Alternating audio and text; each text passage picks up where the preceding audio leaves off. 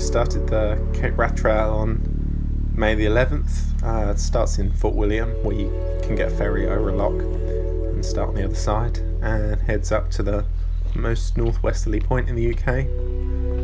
The trail's about 230 miles long and took me just over 8 days to hike, although lots of people take a bit longer and relax a bit more on the way and take 2 or 3 weeks.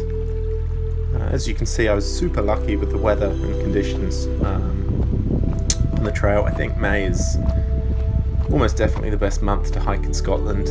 It's the driest month, and also there are no insects, or very few. I was up in Scotland in June in 2016, and the midges were awful, as anyone who's experienced them will say. But on this trip I had next to none. I think one place I stopped and sat for 20 minutes, there were a few, but other than that they were fine.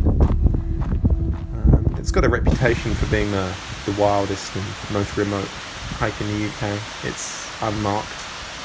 There isn't a singular official route. It's more the idea of making your own way up to the lighthouse at Cape Wrath.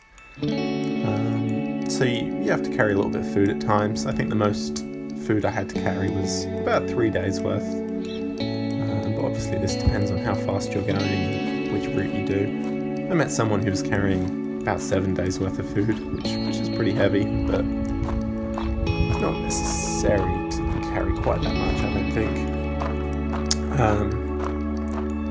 One thing that's nice about hiking in Scotland is the bothies. They're generally small buildings, little cottages and things that people used to live in really remote, beautiful little locations. And they got abandoned at some point just because of the remoteness and how hard it is to live in them. They're privately owned by states generally, and they're maintained by the Mountain Bothy Association. They're free to use and they're left unlocked. They're fairly simple, generally nothing more than 4 walls, a roof and a sort of wooden sleeping platform. But they're certainly very welcome if it's raining or windy or that sort of thing. And also they add a certain social element to hiking in Scotland, because you might get to a bothy at 6 o'clock or whatever, or 7 o'clock, and there'll be someone there, or someone will arrive after you and you'll have a little chat to them about how their hike's going and that sort of thing. I did meet quite a few other people doing the Cape Wrath Trail. Most people go north, but there are a few people going south.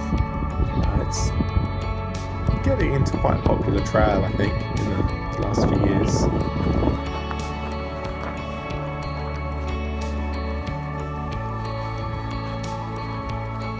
This is getting towards the end of the hike now.